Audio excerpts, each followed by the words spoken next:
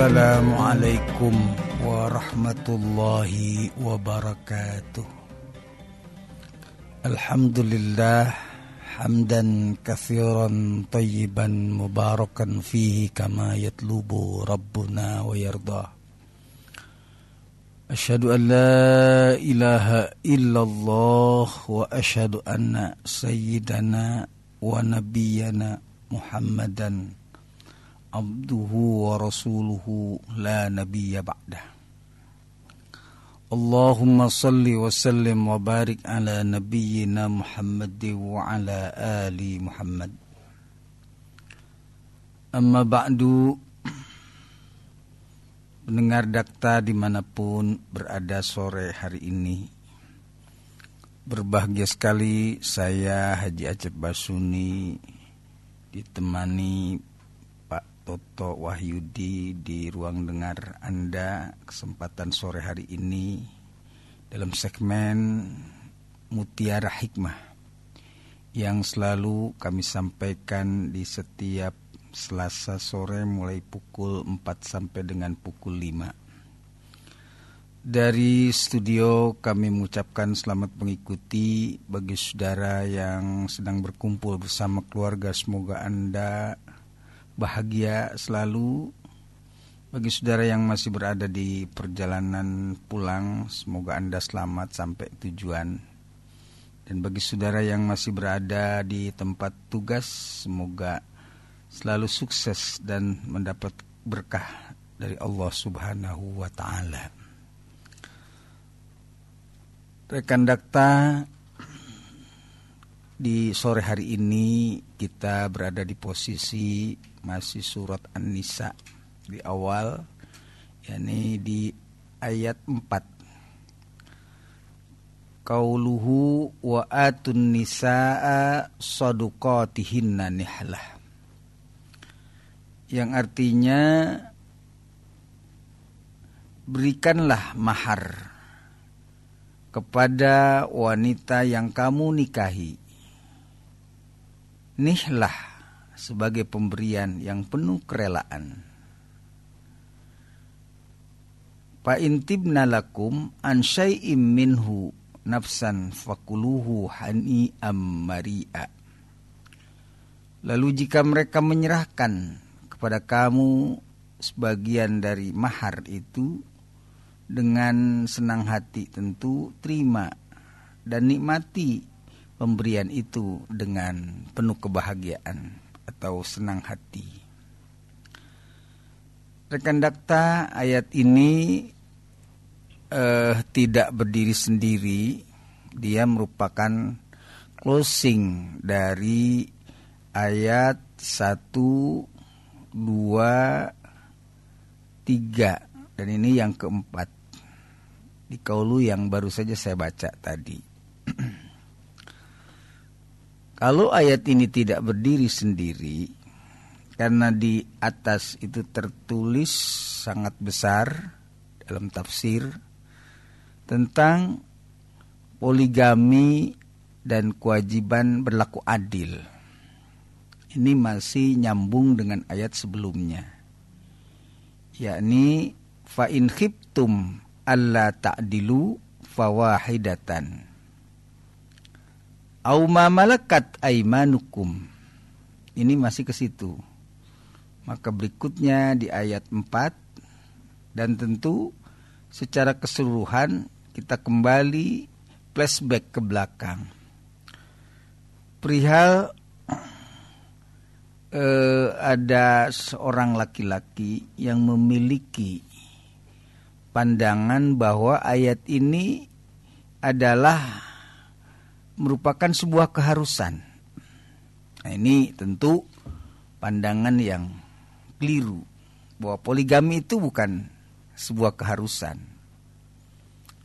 Ia adalah merupakan pilihan ketika telah mencukupi syarat. Karena di sini di ayat sebelum 4 berarti 3, fa in khiftum alla ta'dilu, yang artinya maka jika kalian takut, khawatir untuk tidak berlaku adil, fawahidatan maka satu saja. Nah ini ya bisa juga menjadi alasan kalau ternyata kita akan berbuat kesewenang-wenangan atau ada di dalamnya KDRT misal. Ini berarti boleh jadi dengan adanya poligami itu justru bukan membawa kebahagiaan. Bukan. Tetapi justru akan membawa petaka. Membawa madarat. Bukan hanya bagi seorang perempuan yang tadi tentu merasa tersiksa kalau diperlakukan tidak adil. Bukan hanya itu. Tetapi juga secara syariat memang tidak dianjurkan. Karena kalau kita melihat ayat sebelumnya, bahwa di mana ketika seseorang hendak berpoligami, menambah, karena di sini memang kalau kita terjemahkan, dari kata matobalakum minan nisa itu adalah langsung masna 2, wasulasa 3, waruba'a 4. Nah, jadi ini ada yang memahami bahwa tidak hanya 1, 2 langsung di sini karena tidak ada kata wahidah. Jadi tidak begini, matobalakum minan nisa wahdah masna, tidak begitu. Tapi di sini matobalakum minan nisa'i masna. Ya, perempuan 2. Lalu 3. Lalu 4. Nah, ini bisa diterjemahkan. Sebelum lupa, saya sampaikan. Ada ulama tetapi di sini tidak populer. Tapi ada yang memahami bahwa masna itu 2, wasulasa ditambah 3 berarti 5, waruba'a dan 4 berarti 9. Ini tidak populer. Nah, kalau dari sisi gramatika, waw di sini adalah atof, sambungan dari ayat masna, tapi maknanya bukan bimakna jam'u. Artinya bukan bimakna menambah. Jadi 2 ditambah 3 menjadi 5, lalu 5 ditambah 4 maka menjadi 9. Ini bukan itu. Maka di sini ada dibutuhkan ilmu gramatika, ilmu sastranya di bidang Al-Qur'an. Nah, di sana ulama menyebutkan bahwa di sini ada harfu atpin, sambungan, yakni dengan kata wa. Dua-duanya dengan wa, sulasa, wa, ruba'a. Nah, ini tadi, karena hati-hati, penambahan ini jangan kemudian dipahami secara konteks letterlek. Apalagi ditambah. Jadi kalau masna 2, sulasa dengan 3 berarti 5, ruba'a ditambah 4 berarti 9. Ini konteks yang hanya berdasarkan hawa nafsu. Tapi bukan berdasarkan keilmuan secara ilmu gramatika atau ilmu nahwu sorob, yang artinya adalah wa di sini penyambung kata dengan maknanya adalah takhyir. Takhyir itu artinya memilihkan. Ya. Memilih berarti 2 atau 3 atau 4. Tuh.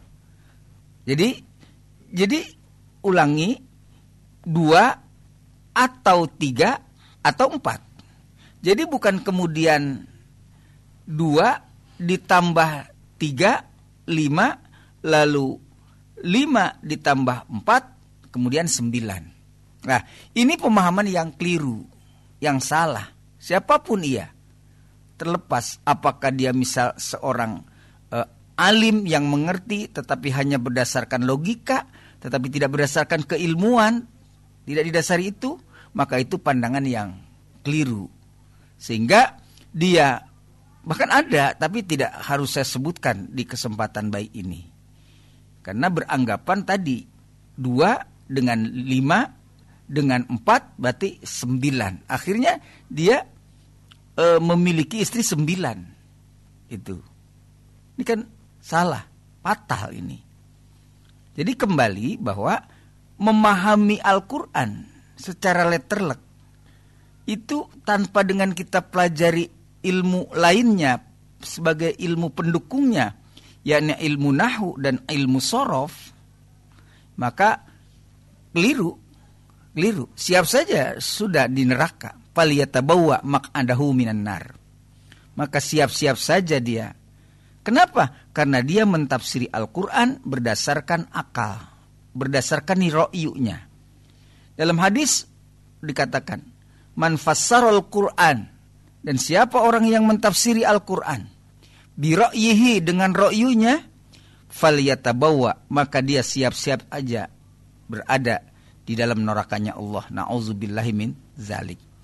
Maka pemahaman yang keliru akan mengakibatkan membawanya ke dalam murka Allah, dan murka Allah akan membawanya ke dalam api neraka. Na'udzubillah. Nah, oleh karena itu perlu saya luruskan kesempatan baik ini, di mana kita mempelajari tafsir Al-Qur'an, jelas-jelas itu tidak terlalu memahami secara letter daripada makna Al-Qur'an itu sendiri. Oleh karena itu, sebagaimana di dalam ayat tentang poligami ini, saya ulangi, satu adalah merupakan pilihan. Jadi kalau pilihan, ya boleh 2, boleh madu, artinya berpoligami.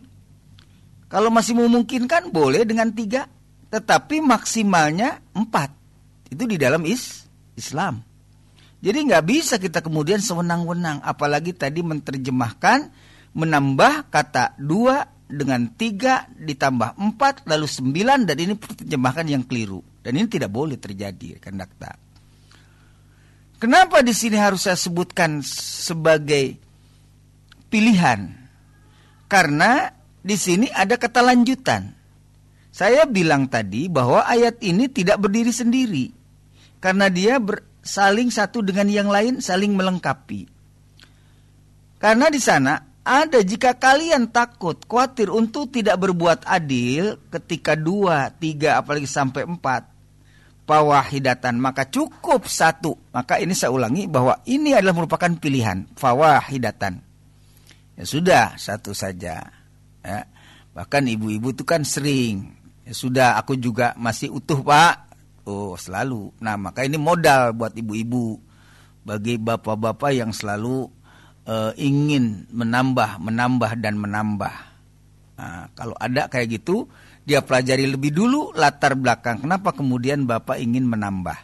Nah, kita bicara sekarang latar belakang daripada keinginan seorang laki-laki untuk berpoligami, rekan Dakta. Ini pahami. Nah, ternyata di sini ada kata-kata wa in khiftum alla tuksitu fil yatama. Jika kalian khawatir, takut untuk tidak berlaku adil, maka dalam hal yatim atau kepengurusan yatim, maka silahkan Anda nikahi perempuan wedo kang seneng, kang kamu senangi, kamu cintai, itu di antara kalian wedo 2, wedo 3, wedo 4, silahkan. Tapi ini jangan diputus ayatnya. Nah, jangan diputus. Kenapa? Karena nanti justru akan memiliki pemahaman yang lain. Seorang laki-laki ketika dia hendak niat berpoligami, menambah istri, apalagi sampai 2, 3 dan seterusnya. Hati-hati, esensi pertama di sana adalah semata-mata untuk memelihara yatim. Tuh lihat, saya baca terjemahnya rekan Dakta di ayat sebelumnya, yakni ayat 3. Di ayat 3 itu, jika kamu khawatir tidak akan mampu berlaku adil terhadap hak-hak perempuan. Loh, wa in khiftum, terhadap hak-hak perempuan, yakni yatim, bila mana kamu menikahinya. Maksudnya, rekan Dakta, kalau kita melihat seorang single parent alias janda, ini maaf, single parent itu yang kemudian kita ada niat, kemudian kita ada hasrat untuk memadu, untuk mempoligami dari seorang janda tadi, sejatinya harus janda yang memiliki anak banyak. Ini rekan dakta. Karena yatim tadi, jadi berarti seseorang yang ingin berpoligami sejatinya melihat dulu ini kira-kira anaknya banyak apa tidak. Nah, ini kan tentu kontradiksi dengan pemikiran para laki-laki yang pada umumnya kepengen 2 istrinya. Nah, ini rekan dakta. Jadi tolong dipahami ini. Ini memang agak berat tuh, Masya Allah. Luar biasa rekan dakta. Nah, maka beruntung Bapak dan Ibu yang hari ini mendengar dan mengikuti kajian di dalam Mutiara Hikmah ini secara kebetulan dalam surat An-Nisa, dan temanya adalah tentang poligami dan kebolehannya. Bahkan di sana hati-hati. Ternyata kita harus berlaku adil terhadap anak yatim. Jadi kalau ada seorang janda yang memiliki anak yatim, misalnya ada 10 anaknya. Waduh, Masya Allah. Ya, kemudian kita punya anak dengan istri yang pertama, punya anak 5. Nah, 5 dengan 10, dengan ditambah ibunya berarti 11. Nah, 11 dengan 5, dengan kita sebagai suaminya, berarti berapa? Nah, ini rekan dakta. Jadi 11, kemudian 16, kemudian dengan kita jadi 17. Nah, ini ladang pahala rekan dakta. Ladang pahala artinya dengan kita memberi nafkah untuk yatimnya 5 orang atau 10 orang apalagi, ya, kita punya anak 5 dengan ibunya berarti kisaran 17. Nah, ini ladang pahala yang luar biasa. Ya. Jadi madu berpoligami itu semata-mata karena untuk melihat agar kita berlaku adil dengan anak yatim yang ada dan dimiliki oleh calon istri. Itu rekan dakta. Nah, tentu kan ini tidak populer, apalagi ketika ada berhadapan si Pulanah ini, yang satu ada punya anak 5, yang satu tidak punya anak, cakep masih, dan memiliki kekayaan yang cukup. Wah, ini mesti yang 5 itu enggak dilirik. Pasti dijamin itu enggak dilirik. Yang dilirik mesti yang tidak punya anak, yang cantik, dan yang kaya itu mesti yang dilirik. Kan kadang-kadang sering kali, oh gue mau tuh. Nah, mau itu rupanya karena cantik dan masih ada hartanya. Jadi berarti rekan dakta, dia berpoligami semata-mata karena kecantikan. Dan ini syahwat, hawa nafsu berarti. Jadi bukan sebagaimana dia betul-betul adalah memperhatikan latar belakang seorang janda tadi. Nah, rekan dakta, kalau kita kembali kepada Rasulullah Shallallahu Alaihi Wasallam dalam perjalanan hidupnya, beliau itu nikahi beberapa perempuan itu setelah Khadijah Al-Kubra sudah tidak ada. Ya, dengan Hafsah, dengan Saudah, dengan Maria Kibtriyah, dan macam-macam perempuan yang dulu pernah dinikahi oleh Rasulullah itu pasca Khadijah Al-Kubra. Setelah Khadijah meninggal, baru kemudian misalnya ada seorang Saudah, ada seorang Maria Kibtiyah, ada seorang Hafsah. Itu semua janda-janda yang ya boleh disebut kurang menarik. Ya, apalagi ada yang itu hitam, ya kan? Nah, apalagi dari hadiah dari raja sebagainya, ada untuk mengangkat martabat dan sebagainya. Iya, itu kan artinya pernikahan Rasulullah yang pasca dengan Khadijah Al-Kubra. Ya, itu adalah memiliki latar belakang, ada yang berlatar belakang kemanusiaan, ada yang berlatar belakang mengangkat harkat, darajat dan martabat seorang perempuan. Nah, itu kebolehan artinya. Berarti kalau kita ambil istinbat hukum, ketika Rasulullah menikahi Hafsah, siapa Hafsah? Bagaimana ketika dia melihat apa tubuhnya langsing, apa cantik, bakhenol nerkom, yang selalu tertarik bapak-bapak, apalagi kalau dia single parent itu anaknya tidak ada, tidak banyak, kemudian kekayaannya, dan dia juga masih oke, nah ini pasti menarik. Pasti berbeda dengan Rasulullah ketika mengawini Hafsah, ketika menikahi Maria Kibtiyah, ketika menikahi janda-janda yang lain.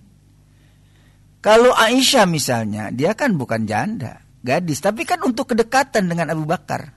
Karena Abu Bakar adalah sebagai sahabat dekatnya. Dan itu seolah-olah mendapat wasiat untuk menikahi putrinya. Dan sebagainya, dan sebagainya. Ada banyak latar belakang yang Rasulullah pasca Khadijah Kubro meninggal, baru kemudian menikahi beberapa orang perempuan. Beberapa istri yang dengan latar belakang tersendiri. Nah, ini pasti berbeda dengan syahwat, dengan keinginan yang ada pada diri kita masing-masing. Berarti lebih cenderung kepada hawa nafsu. Dan hawa nafsu itulah yang justru kemudian ada berpotensi cemacem di sana. Nah, sehingga dasar daripada berpoligaminya itu tidak karena lillahi ta'ala. Tidak karena itu. Coba cari, kalau perlu ya nenek-nenek yang gak menarik lagi. Ya untuk agamanya misalnya, ya kadang-kadang kan aku mau ya. Kalau udah gak menarik sudah beda lagi tuh. Nah, itu berarti semata-mata pernikahannya atau niat untuk berpoligaminya yang kemudian harus kembali ditinjau. Nah, ini memang satu sisi sebagai manusia kita tidak dibohongkan kalau menyenangi, mencintai yang ya masih grace, ya kalaupun janda kan masih, ya apalagi anaknya nggak banyak, ya kan? Kemudian selain anaknya nggak banyak juga dunianya ada, kan emang kalau kesukaannya kan biasa kan begitu. Maka dalam istilah dan, kayak apa dandannya seorang perempuan, iya kan? Apalagi kalau sudah ini bagus untuk dibawa ke undangan, itu dan berarti, ya. Dan itu ya sah-sah saja bagi seorang laki-laki yang memilih perempuan dengan dandannya. Sah, boleh. Bahkan Rasulullah sendiri pun juga mengajarkan, tunkahul mar'ah, silakan kau pilih perempuan li arba'in, dengan 4. Ada aspek kecantikan, ada aspek kekayaan, aspek duniawi, ya kekayaannya silakan cari yang banyak kalau perlu. Kemudian ada karena nasab, keturunan, kita juga penting nasab itu, karena jangan kemudian lalu ketika nasabnya kurang bagus maka otomatis akan berpengaruh kepada kelakuan, perilaku dan sebagainya. Ada apa lagi? Ada din. Ada memang, dan itu dianjurkan oleh Nabi. Ketika dalam sebuah hadis ada 4 kriteria perempuan yang kalau dimungkinkan kalian bisa itu cari. Yang pertama dan itu dandan. Dari dun dulu karena dunia. Ya, dun itu dunia, cari yang kaya. Ya, makanya kan tadi menjadi sangat menarik barangkali ada seorang dan ke janda yang kaya, kemudian dandannya juga tidak memalukan di bawah kondangan, apalagi dengan keturunannya, nasabnya, kemudian apalagi dengan agamanya, itu kalau bisa mungkin hampir setiap orang, dan itu manusiawi, rekan dakta, manusiawi sekali. Kalau laki senengnya dunianya, dandannya, din agamanya, nasab dan keturunannya, itu pasti dijamin semua laki-laki seneng. Ya cuman kan kita kadang-kadang ya masih ada banyak rasa takut. Ya kalau dibilang udah masuk kategori takwa saja. Apa? Takwa ini artinya apa? Takwa itu takut bini tua. Ini udah diam saja, nggak usah aneh-aneh rekan dakta yang dirahmati Allah. Karena masih takut dengan, ya tapi kalau memang segalanya telah ada pada kita, ya kita dimungkinkan untuk tadi, apalagi tadi punya niat, cari jika perlu yang kalau memang ada masih dunianya tapi juga yang anaknya banyak, itu karena kita di sana ada titipan, kata Allah, Allah tuksitu fil yatama. Tadi saya sudah sampaikan bahwa kalau kita ada punya anak 10, kemudian anak yatimnya 10, kan jadi 20, ditambah ibunya jadi 21, tambah dengan kita 22. Itu rekan dakta. Nah ini kadang seringkali tidak dipahami oleh di antara kita. Sehingga ya sudah, nikah saja. Apa yang terjadi akhirnya? Ya dalam rumah tangganya tidak ada kebahagiaan, padahal tujuannya adalah untuk kebahagiaan. Itu sebagaimana di dalam Al-Quran. Untuk apa sih kita menikah? Kan dijelaskan di dalam surat Ar-Rum ayat 22 kalau tidak salah itu. Ya, untuk apa?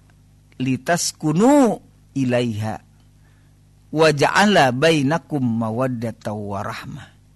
Inna fi dzalika laayatil liqaumi yatafakkarun. Ya, ini sesungguhnya kenapa lalu kemudian ada tujuan nikah untuk ketenangan. Nah, bagaimana akan menjadi tenang dalam sebuah sumber pertikahan, dalam sebuah pertikahan kalau di sana tidak diperhatikan background, latar belakangnya. Dari mulai cara pandang, yang penting aku suka. Nah ini rekan dakta, yang penting aku senang, yang penting aku bahagia. Ya lu, kalau yang lain enggak di atas, artinya yang tuanya enggak. Ini apa yang terjadi? Ya, apalagi akan menimbulkan kekacauan, ribut terus dalam rumah tangganya karena tidak mampu mengatasi. Maka kan harus semua hebat. Bapaknya harus hebat. Ya, kalau kita sudah mumpuni silahkan. Bahkan dulu bahkan mungkin sekarang ada undang-undang kayak misalnya harus ada izin dari yang tua, itu mungkin ya kalau itu relatif lah gitu. Tapi sekarang sudah tidak populer lagi. Kayak izin harus pakai surat resmi, ya seperti itu. Toh masih banyak. Ya memang kalau kita melihat pandangannya yang lain, ya boleh saja terjadi. Akan untuk ibadah dan sebagainya rekan dakta. Nah, kemudian berikutnya wa'atun nisa. Nah, baru ke sini. Baru nyambung ke ayat 4. Nah, artinya berikan mahar. Nah, jadi di sini adalah sodukoti hinna. Nihlah tuh. Jadi di sini bukan semata-mata sedekah sodukot itu. Itu mahar.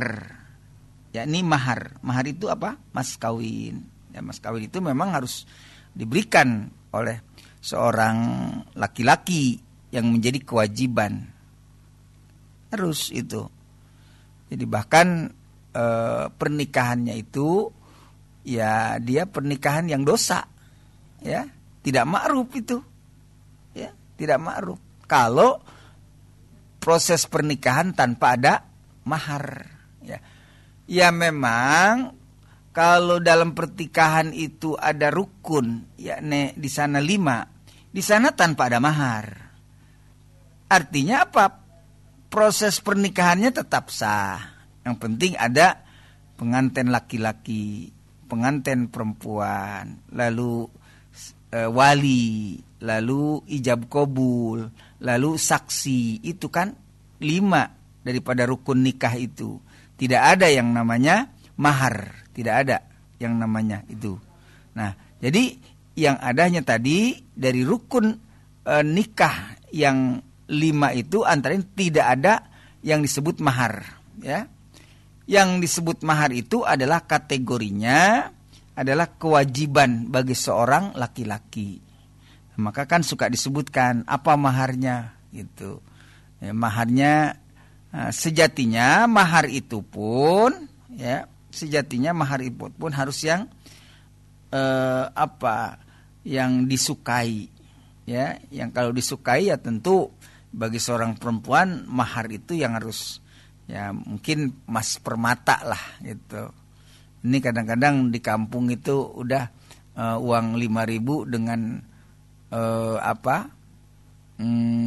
Quran dan mukena untuk menjadi alat sholat agar dia rajin sholat. Nah ini sebenarnya kalau kita dasarnya supaya menggembirakan. Ya kalau bikin menyenangkan kan kita jelas. Kalau perempuan kan senangnya apa? Senangnya itu emas. Nah, maka bikin gede-gede mas kawin itu. Ya. Namanya saja mas. Jadi mas kawin. Si mas akan jadi kawin karena dengan emas tadi. Mas kawin. Tuh, akan jadi dan bukan cuma bukan cuma lebih sempurna, tetapi itu menjadi sebuah prestasi bagi seorang laki-laki. Oh, maharnya sampai sekian, ya. Rasulullah saja juga dengan Khadijah itu maharnya luar biasa. Coba, berapa? 20 ekor unta. Ya, itu. Coba, 20 ekor unta mas kawin kali kalau untanya gede yang benar-benar sempurna berapa? Ya mas kawinnya kepada Khadijah. Dia berikan. Itu namanya mahar. Jadi mahar kendati pun dia adalah sebagai sebuah bukan rukun, tapi hukumnya wajib. Sehingga hanya sah tok kalau hanya ada rukun yang 5 tadi. Nganten laki, nganten perempuan, wali, saksi, kemudian ijab dan qabul. Itu hanya sah. Tapi untuk menjadi ma'ruf, prestasi itu bagi laki-laki tentu ia adalah dengan mahar. Dan mahar itu yang akan membuat bahagia dan senang terutama seorang perempuan. Nah, perempuan itu karena mahar itu kan kenapa harus besar? Karena dia akan kehilangan status. Akan kehilangan status. Ya, status masih grace, kalau sudah dinikahi kan itu memang sudah tidak grace lagi. Ya, boleh jadi dia misalnya habis nikah kemudian ada sesuatu dan lain hal, kemudian dia terjadi perceraian, itu kan secara otomatis akan menjadi turun nilainya karena sudah janda, kan gitu. Karena sudah ditikahi, lalu apalagi sudah ditiduri, nah maka secara otomatis dia akan menjadi second. Nah, jadi kalau sudah second ya otomatis, gimana juga. Kayak apa mobil second itu? Kan otomatis harganya yang tadi ratusan juta, asal sekali akad saja lalu kemudian dibayar udah pasti itu jatuh harganya. Sama, nggak beda. Oleh karena itu beri mahar yang sempurna. Kalau perempuan itu tentu senangnya adalah mahar itu dengan emas. Kalau perlu segede ban mobil emasnya itu supaya senang itu istri. Nah, maka dengan itulah, dan itu merupakan sunnah daripada Rasulullah. Karena Rasulullah menikahi Khadijah kendati pun dia seorang janda, dia nggak ece-ece. Dengan mas kawin yang sangat fantastis bagi Khadijah sebagai seorang. Kenapa? Karena untuk harga dirinya. Khadijah itu biarpun seorang janda, tapi dia seorang kaya, seorang saudagar kaya yang luar biasa ditikahi Rasulullah. Dan karenanya untuk menjaga itu Rasulullah menghargai, ya, dengan mahar yang sangat luar biasa atas harga diri tentu bagi Khadijah. Itu rekan dakta. Nah, kemudian ketika kita bicara soal mahar yang menjadi kebiasaan di kita, seringkali mahar ini hanya yang penting sah saja. Sehingga hanya misalnya seperangkat alat sholat, kadang-kadang dihitungnya dengan nama bulan, nama tanggal supaya mengenang. Itu tanggal berapa nih kita mau ambil pertikahan, tanggal 6, bulan apa, bulan 2, tahun. Kadang-kadang suka diterjemahkan kayak gitu. Kemudian 2 dengan 2 gram. Kan, waduh, masa. Sayang sekali kita. Ya, kalau perlu dengan silakan lu kalau mau anak gua 100 juta mas kawinnya. Waduh. Nah, iya, dengan harga yang mahal. Cuman selalu kan bagi kita ini memang ya tadi semua atas kesepakatan. Apa sih mas kawinnya? Ya paling-paling yang sampean bisa jangkau. Di Mekah itu mahal. Mas kawin itu mahal. Maka tidak sedikit di Mekah itu laki-laki yang tidak mampu beli perempuan. Beda dengan perempuan Indo yang ya kadang-kadang apalagi kalau sudah nauzubillah terjadi kecelakaan. Mahar ini kadang-kadang ya dibikinnya murah. Maka hati-hati anak-anak kita, ya rekan dakta. Betapapun kita menjaga, tapi ketika anak kita rusak dengan pergaulan dan sebagainya, maka mahar itu secara otomatis akan menjadi murah. Harga dirinya menjadi murah. Kenapa? Karena second. Padahal secondnya itu karena tadi pergaulan. Maka cukup hati-hati rekan dakta. Jadi memang kita ini prosesnya menjadi penting buat kita untuk menjaga anak-anak kita. Agar anak kita mendapatkan mahar yang fantastis. Ya, kan kadang-kadang orang ada begini rekan dakta. Ya, mungkin ada dari seorang keluarga laki-laki yang kurang mampu untuk menjadi prestise sebagai besan, sebagai mertua. Ya, biar Mbak nanti aku tambah mas kawinnya ini. Biar mas, sampean berapa mampu? Saya mampu hanya dengan 2 gram. Udah tambahin, bilang sama mama tak tambahin jadi 100 gram. Kan lumayan. Jadi 2 gram dengan berarti 98 gram kita tambahin, silahkan, gak apa-apa, sah saja, boleh. Bahkan bukan hanya prestise bagi sebuah keluarga, karena putra atau anaknya dia dibawakan